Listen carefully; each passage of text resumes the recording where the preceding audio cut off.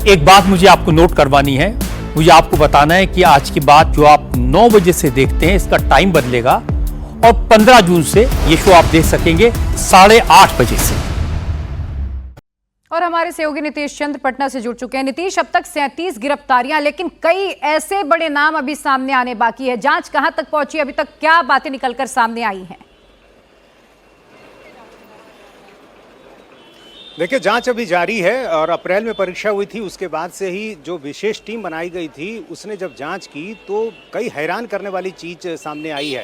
देश के अलग अलग राज्यों में पेपर लीक की कई घटनाएं हुई हैं और अधिकतर में ये देखा गया है कि जो पेपर लीक हुआ है वो उसके लिए लॉजिस्टिक चेन में सेंधमारी की गई है या फिर जहां प्रिंटिंग होती रही है वहां से कोशिश की गई है। लेकिन ये पैटर्न अपने आप में बिल्कुल नया है। यहाँ जिस कंपनी को बायोमेट्रिक वेरिफिकेशन की जिम्मेदारी दी गई थी उसी को अपने में मिला लिया गया और उसमें जो एम्प्लॉय के तौर पर जो लोग थे वो परीक्षार्थी थे। करीब 80% ऐसे लोग थे जो खुद परीक्षार्थी थे। और इसके अलावा जो जैमर जिस कंपनी को जिसकी जिम्मेदारी दी गई थी वहाँ पर उसने ऐसी व्यवस्था कर दी कि एक खास हिस्से को जैमर से मुक्त कर दिया गया ताकि वहाँ पर इलेक्ट्रॉनिक डिवाइस जो है वो काम कर सके।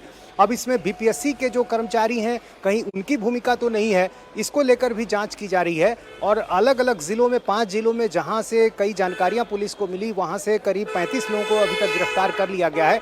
लेकिन जिस तरह से ये पूरा नेटवर्क सामने आया है ये बिल्कुल अपने आप में अलग है, अजूबा है, क्योंकि बायोमेट्रिक वेरिफिकेशन की जो कंपनी थी उसी को मिला लिया गया और उसमें भी अधिकतर परीक्षार्थी थे और ये मदद कर रहे थे जो आंसर की है वो पहुंचाने में।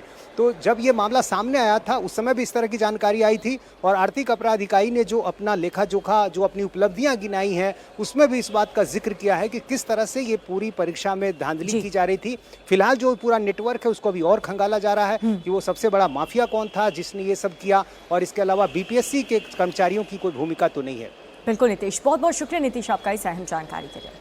तो बीपीएससी एग्जाम धांधली के बाद अब बिहार पुलिस की सिपाही भर्ती परीक्षा 2025 में धांधली के आरोपों पर बड़ी कार्रवाई की गई है।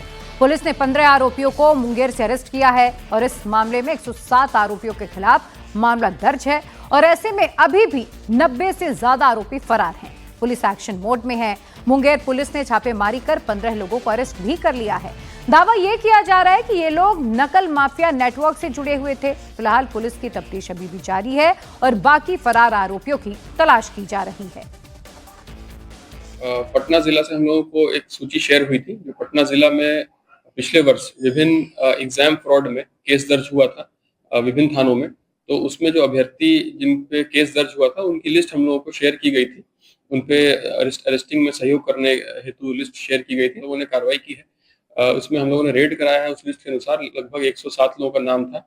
विभिन्न पटना के विभिन्न थाना क्षेत्र में वो केस दर्ज हुए थे और उसमें अलग अलग अभ्यर्थियों के नाम थे। तो लगभग हम लोगों ने 15 लोगों की गिरफ्तारी उसमें करके पटना पुलिस को सूचना दिया था और उसके अलावा अतिरिक्त इसमें हम लोगों ने लगभग जो रेड किया था उसमें मालूम पड़ा था कि 10 से 12 लोग ऐसे भी थे जिन्होंने माननीय न्यायालय से बेल जिनका हो गया था, तो उसका भी लिस्ट हम लोगों को मिला है।